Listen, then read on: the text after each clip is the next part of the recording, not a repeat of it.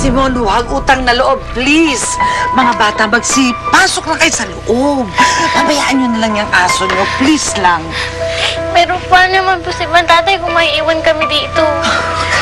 Kapag umalis naman po kami, paano na po sila nun? Oh, Ayaw nakikita na hihirapan yung mga bata. Pakisabi sa kanila na dito na lang sila, huwag nila ako alalahanin.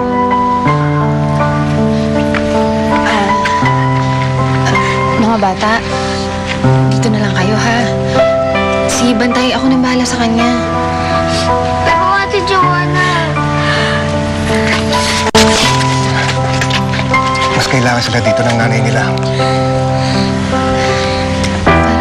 Ito yung gusto ng tatay mo, ha? Ako nang bahala. Dito na lang kayo. Mas kailangan kayo ng nanay ninyo. Ano sabi ng tatay niyo? Makinig kayo sa akin, ha? Sige na. Sige na, Joanna. Dalhin mo na ang asong yan. At huwag mo na ibabalik dito yan. sige. Tara sa loob. Tatay!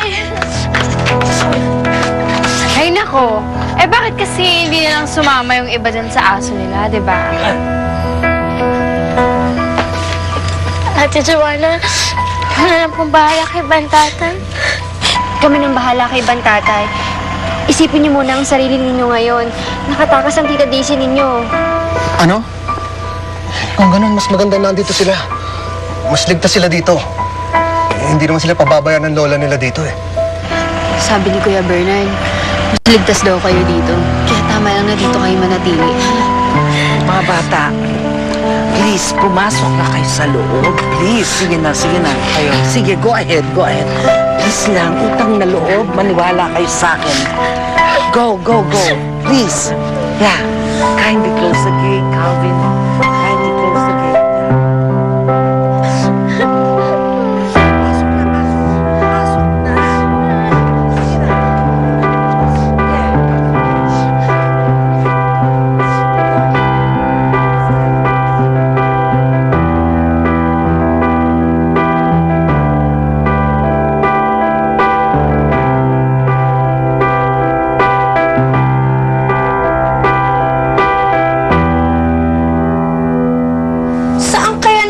Gaya mga kutong lupang yan, ha?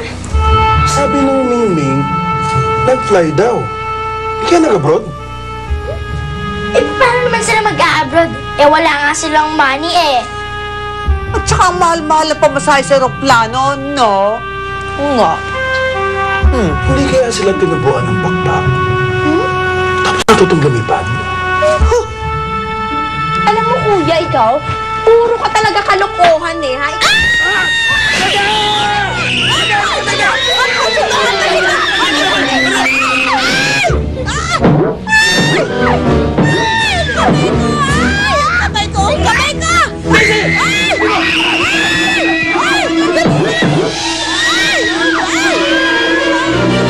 Nako, Dad. Buti na lang talaga na palayas mo na yung Bantay na yan, eh. Sayang lang, di pa napasama sa kanila sila Emily. Istorbo lang sa atin yun, eh. Lagi pa silang kinakampihan ni Lola. Ann, konting tiis na lang. Madidispatcha din natin mga batang yan. Sana nga, Dad. Tsaka sana naman, Dad, bago man lang ako mag-birthday, wala na sila dito. Ako wala na tayong problema, di ba? Makakagawa din tayo ng tamang paraan. Magtiyaga ka lang.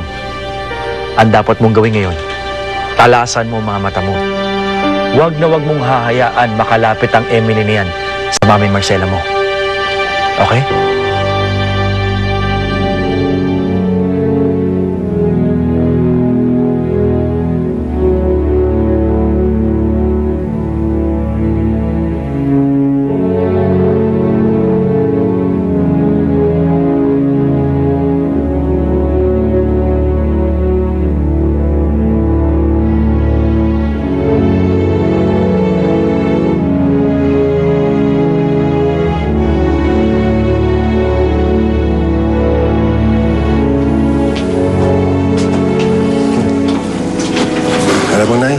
Sana palaging ganito, no? Masaya tayo. Inalagaan mo. Yung sinasakal mo ako pa rin. Ito na, ayusin ko na talaga. Ha? mawawala sa inyo. Ano ka ba? Sana nga. Dahil hindi ko alam kung ano mangyayari sa amin kapag wala ka. Dahil mahal na mahal kita, Nay. Mahal na mahal din kita, Tay.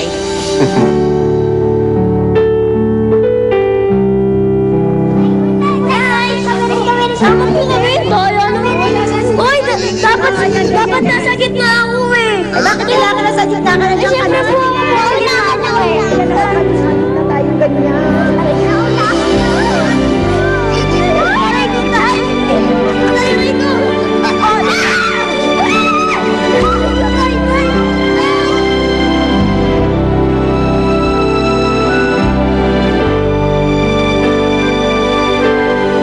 Kuya Bernard,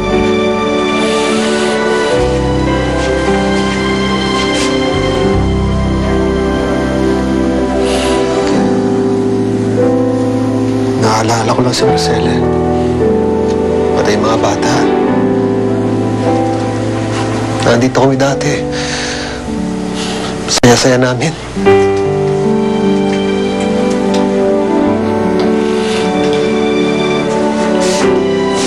Kuya Bernard, huwag po kayong mag-alala. Nangyayari naman po yun eh. Mangyayari pa kaya uli yun? Tuwing nakikita ko si Marcela, blanco yung mga mata niya. At si Simon yung kinikilala niyang asawa. Paano sasaya yung mga bata? Hindi nga sila kinikilala mga anak. Tapos ako, napalayo pa. Paano sila tutulungan ngayon? Paano?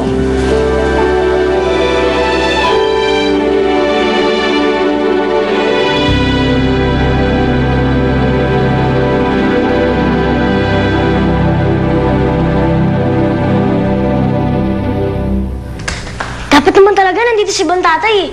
Dapat di siya pinalis. Pasensya na kayo mga apo kung hindi ko na napigilan ng Tito Simon yung... kasi naman kung hindi ba nanira yung asong yun ng gamit? Hindi naman po talaga si Bantatay yung sumira nun eh.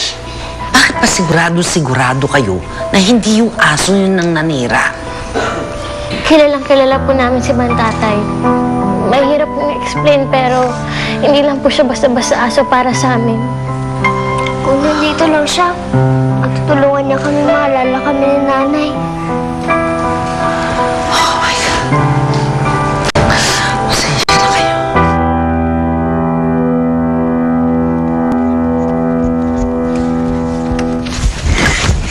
Ate, wala siyang kasama. Pagkakataon na natin to, tara. Sige, hanap. Sabit sa bagal mo naman. Nanay?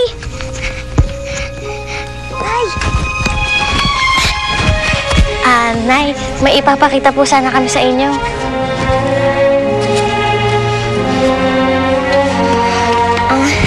Nay, ito po oh.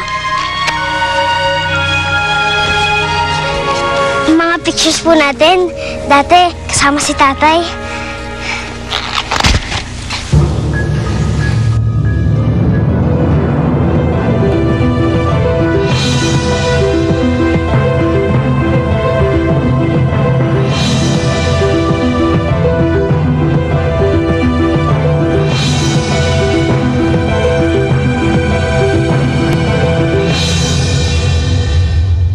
O yung waki naman.